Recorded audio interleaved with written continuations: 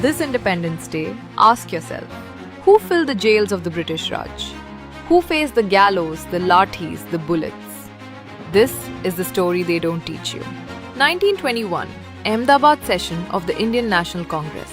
For the first time in history, a resolution demanding complete independence, Purna Swaraj, is moved. Who moved it? Communists. Maulana Hasrat Mohani and Swami Kumaranand. Inspired by a manifesto from communist leaders M.N. Roy and Abani Mukherjee, Hasrat Mohani gave India its battle cry, Inqilab Zindabad.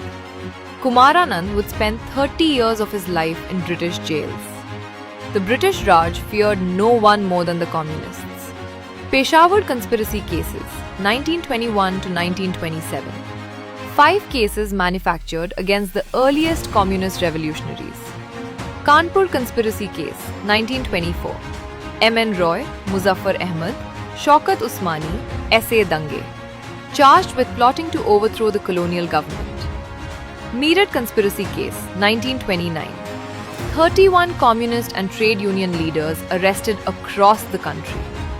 At the party's first congress in 1943, the 138 delegates present had together served 414 years in British jails. Kala Pani, the cellular jail in the Andamans, the most feared prison of the Raj. 80% of the freedom fighters imprisoned there associated themselves with the Communist Party. Many died inside. Not one bent before the British. Compare this with the so-called Veer Savarkar, who wrote not one but 6 mercy petitions begging for release, promising in his own words to serve the government in any capacity they like. The communists chose the cell, others chose apology letters. Remember their names. Bhagat Singh, an avowed Marxist, inspired by Lenin, hanged at 23. His HSRA comrades Shiv Varma and Kishori Lal served 17 and 18 years and joined the Communist Party. The heroes of the Chittagong Armory raid, Ganesh Ghosh, 14 years in cellular jail. Kalpana Datta, 6 years. All became communists. Satish Pakrashi, 32 years in prison. Bhagabati Panigrahi, founder of the communist movement in Odisha, tortured to death in British custody in 1943. Captain Lakshmi Sehgal, commander of the INA's Rani of Jhansi regiment, member of the CPIM. Harkishan Singh Surjeet, shot twice for hoisting the tricolour at a British court. Asked his name, the teenager told the judge, London Toad Singh, the one who breaks London. And A.K. Gopalan, left behind in jail on Independence Day itself, marched the jail compound the next morning carrying the national flag he had kept hidden with him. And the communists did not just fight the British, they organized the people. Telangana 1946. 3,000 villages, 3 million people rise against landlordism. 1 million acres of land seized and distributed.